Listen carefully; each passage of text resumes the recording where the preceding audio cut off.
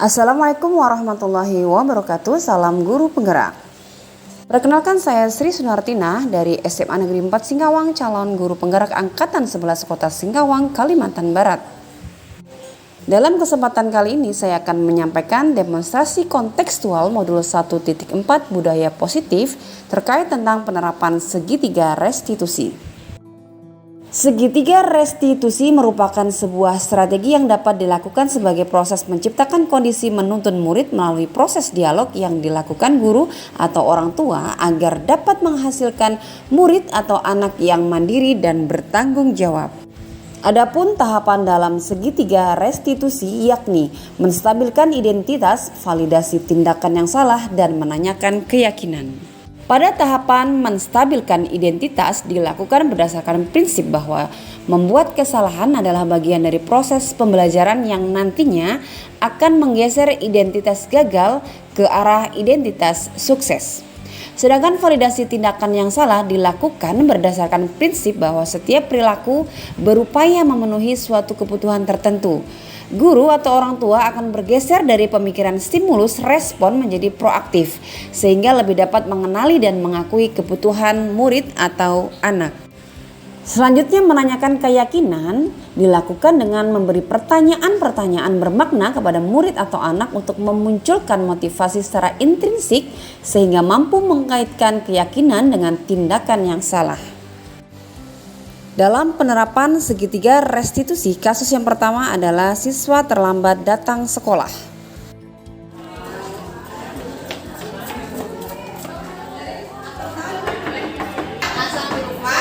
Dan ATP. Waalaikumsalam. Baik, Sinta terlambat jam berapa nih Sinta? Sudah jam 7:20 nih. Ya Bu, soalnya ibu saya telat ngantarnya. Oh, ibu yang antar telat. Oke, duduk dulu silakan Sinta. Terima kasih ya Bu. Ya, untuk Sinta nanti ke ibu ya, ke ruang BK bisa ketemu ibu. Permisi Bu. Silakan duduk Sinta.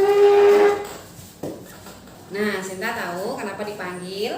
Tahu Bu, Oke, kenapa? karena datangnya telat. Tadi datang telatnya pas pembelajaran ibu di jam pertama, ternyata jam 7:20 tadi datang ya? Oke. Tadi terlambat itu ke sekolah diantar atau berangkat sendiri pakai motor? Diantar Bu, Diantar sama ibu. sama ibu, diantar ke sekolah sama ibu, telat gitu ya. Nah, sebetulnya telat itu kan sebetulnya ya banyak orang yang terlambat kadang ya, tidak hanya Sinta. Artinya kita juga kadang punya salah, punya khilaf, ya terlambat datang. Mungkin hanya mungkin tidak hanya Sinta yang terlambat, ada beberapa teman yang terlambat gitu kan. Itu sebetulnya hal yang lumrah tapi tidak ibu benarkan karena itu adalah hal yang tidak baik terlambat. Karena kita berusaha untuk disiplin dengan waktu. Ya Sinta ya. Oke. Jadi ibu mau tahu nih dari Sinta, kenapa Sinta terlambat? Soalnya kan ibu saya tadi mengantar adik saya dulu Oh, iya. sekolah SD dulu kan, terus baru ngantar ke sini. Jadi SD-nya dekat rumah. Iya. Jadi ngantar adik dulu baru ngantar Sinta, ibu ya. Oke, sehingga terlambat. Oh gitu.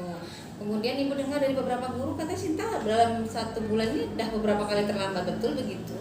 Betul Bu, dalam bulan ini saya udah telat 5 kali Bu. Dan 5 kali. Nah, ini kan hal yang baik atau tidak nih? Tidak baik ya, karena memang keterlambatan masuk sekolah itu bisa dampaknya kan kesehatan gitu kan. Kemudian aturan kita kan jam 6:55 itu kan sudah masuk, udah bel berbunyi, jam 7 udah siap belajar. Ketika tadi datang terlambat, pas kebetulan pembelajaran dengan ibu ya. Jadi ibu klarifikasi nih, bener dah sering terlambat gitu. Alasannya karena diantar oleh ibu, yang mana ibu ngantar adik dulu ya, baru muter gitu arah sekolah kita yang memang di mana alamatnya? Jalan Marhaban. Di Jalan Marhaban, lumayan jauh ya ke sini ya. Jadi lumayan jauh, jadi mungkin memerlukan waktu kurang lebih 35 menit gitu ya, sehingga jadi telat ya, karena memang nggak bawa motor sendiri, karena diantar sama orang tua begitu ya. Nah, jadi memang ketika kita terlambat itu mungkin salah satunya karena diantar. Kalau pakai motor sendiri mungkin aman, agak aman ya. Tapi yang jelas itu ibu tidak membenarkan. Itu adalah hal yang tidak baik. Apalagi udah 5 kali kan sayang, kasihan nanti telat dalam pembelajaran. Nah, Sinta tahu nggak keyakinan di sekolah ada kan? Kesepakatan kita di kelas ada kan? Apa salah satunya? Iya, artinya harus disiplin masuk kelas sehingga kita fokus langsung belajar, tidak mengganggu pembelajaran ya. Jadi kalau udah tahu sepakat kita di kelas itu adalah masuk kelas tepat waktu, ibaratkan kedepannya Sinta bisa sesuai dengan kesepakatan yang kita buat bersama. Nah, mungkin kira-kira solusinya apa nih Sinta? Biar tidak terlambat lagi ke sekolah. Saya kan punya kenalan Oke. kebetulan dekat rumah, jadi ada rencana saya ingin menumpang dengan dia. Oh, kelas lain? Iya, kelas lain. Siapa namanya? Namanya Suci. Namanya Suci di kelas Suci kelas 11B ya. Oke, jadi solusinya biar tidak terlambat itu diantar sama teman atau nebeng atau menumpang begitu ya. Dekat rumahnya? Lumayan itu tetanggaan. Oh, tetangga. Jadi bisa numpang ya atau bisa join lah bareng-bareng sama Suci gitu ya. Oke, Ibu harapkan kedepannya nanti nggak terlambat, bisa ya? Bisa. Insya Allah. Sinta kan bagus nih. Itu pun Ibu rasa Sinta nggak mau kan terlambat. Jadi kedepannya Sinta bisa dengan Suci. Coba nanti ditanya ya. Bisa nggak numpang dengan Suci begitu ya? Diharapkan kedepannya jangan terlambat lagi. Bisa? Bisa. Oke. Sinta tuh kan anak yang baik. Kemudian Sinta juga berusaha untuk belajar dengan giat juga di kelas. Tapi kalau terlambat kan jadi kurang ya. Ibu harapkan kedepannya lebih baik lagi. Oke? Oke, udah cukup. Nanti ke kelas lagi, belajar lagi. Terima kasih waktunya. Tetap semangat Sinta ya. Besok awal-awal ya sampai ke sekolah. Oke. Insya Allah bakal datangnya tepat waktu. Insya Allah, amin. Mudah-mudahan ya. Oke, tetap semangat Sinta. Saya pulang dulu ke kelas ya. Baik. Kasus yang kedua, siswa tidur saat pembelajaran. Proses glikolisis. Rizky. Oke, coba temannya bangunkan. Rizky. Kenapa? Ngantuk. Oke, Rizky ngantuk. Tadi tidur. Oke, silakan cuci muka dulu bisa. Kalau bagus lagi wudhu mungkin ya nak. Oke, silakan. Nanti masuk lagi kelas ya. Kita masuk di tahapan glikolisis. Baik, Rizky sudah cuci muka? Sudah, Bu. Cuci muka atau wudhu? Cuci muka. Oke, nanti setelah istirahat tolong ke ruang BK ketemu dengan ibu bisa. Oke, silakan duduk lagi, kita belajar lagi. Terima kasih. Tahu ya Rizky kenapa dipanggil? Tahu. Nah, tadi Rizky ngapain di kelas ibu? Ketiduran di saat jam pelajaran ibu. Nah, ketiduran. Pas belajar, ibu perhatikan kok Rizky diam gitu kan. Saya lihat lagi, ibu lihat ternyata ketiduran ya. Ya Bu. Oke, jadi kalau tidur itu lumrah ya, karena mungkin tadi ngantuk atau kecapean, lelah gitu ya. Jadi semua orang pun punya kesalahan ya. Saya pikir nggak hanya Rizky mungkin yang punya salah gitu kan. Ya Bu. Ya artinya itu pun bukan hal yang benar, karena memang ketika belajar itu harusnya kan tidak tidur, ya kan. Jadi saya pikir Rizky juga tahu ya bahwa itu hal yang tidak baik. Nah, tidur di pembelajaran ibu. Mungkin boleh Rizky sampaikan ke ibu alasan kenapa ketiduran tadi pas belajar. Saya bermain game Bu sampai larut malam. Nah, main game apa? Main game Mobile Legends Bu. Mobile Legends sampai larut malam. Jam berapa tadi malam selesai? Jam setengah 2 Bu. Oh, udah larut lah tuh nah. Ya. Jam setengah 2 itu orang sudah pada tidur, kamu masih main game. Tidurnya jam berapa? Hampir jam 2 Bu. Jam 2. Sudah larut sekali itu ya nak. Jadi ketika tidurnya larut, bawaannya di kelas jadi ngantuk, jadi ketiduran begitu ya. Iya Bu. Nah, ibu juga mendapat sebuah laporan sebagai wali kelas kan. Ternyata Rizky nggak hanya pelajaran ibu gak tidur. Iya Bu. Benar Bu. Ada beberapa pelajaran mapel lain Iya. tidur juga. Iya benar Bu. Atau emang sukanya main game kali. Iya Bu. Suka Main game. memang Bu. Nah, larut malam itu nggak baik loh nak. Iya Bu. Jadi ternyata tidur di kelas itu dampaknya pasti ke diri Rizky, nggak paham nanti belajarnya. Ya, betul begitu. Betul Bu. Jadi ngantuk karena kelelahan atau kemalaman tidurnya ya, sehingga Rizky siangnya jadi loyo, ngantuk gitu ya. Iya Bu. Benar. Nah, itu juga tidak baik ya.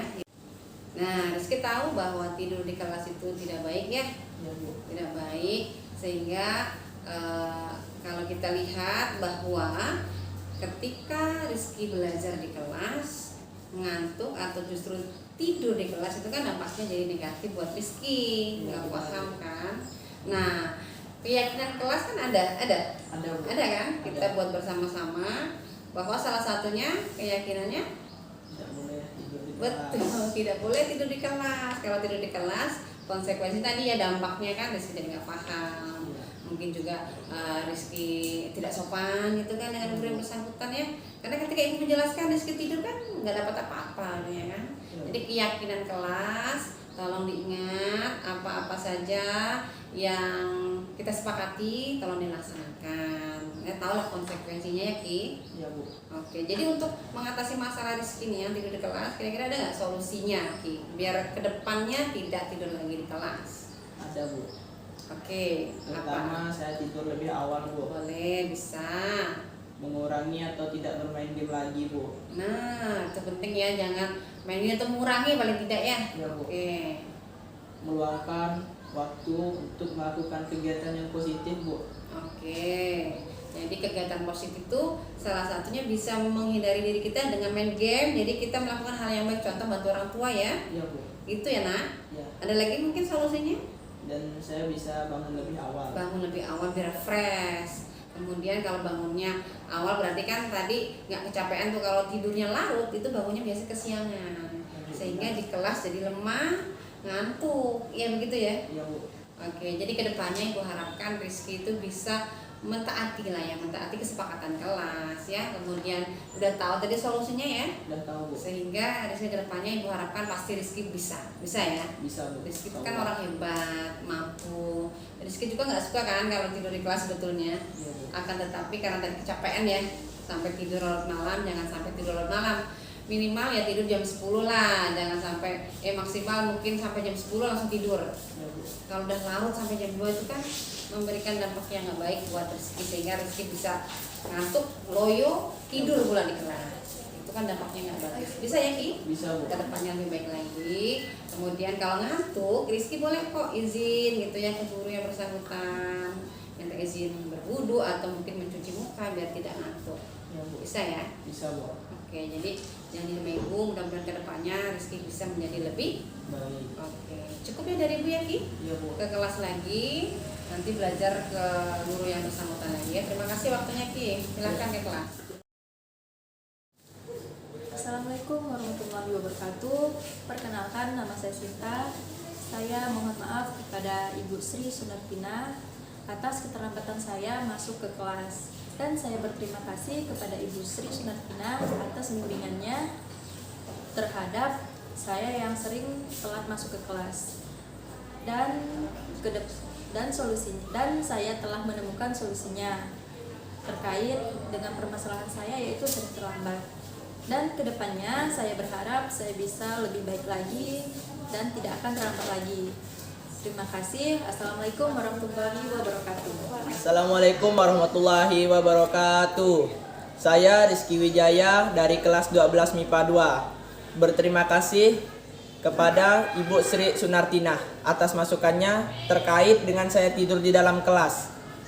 Insya Allah kedepannya saya tidak akan mengulangi hal yang sama lagi dan akan lebih giat dan semangat lagi dalam belajar. Terima kasih. Assalamualaikum warahmatullahi wabarakatuh. Demikianlah penerapan segitiga restitusi yang saya lakukan. Semoga bermanfaat. Terima kasih. Salam guru penggerak.